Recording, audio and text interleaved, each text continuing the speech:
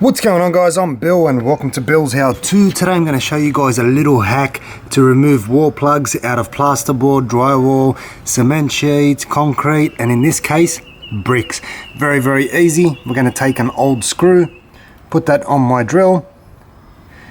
We're going to drill it in just a little bit until it bites. We don't want to go all the way through because that will cause the plug to expand inside, making it even harder to remove. So we've only just tightened that up a little bit.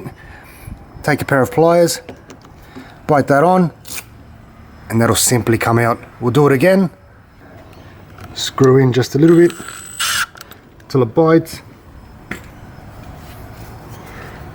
Take the pliers, bite on nice and tight, give it a little wiggle, and that'll simply come out.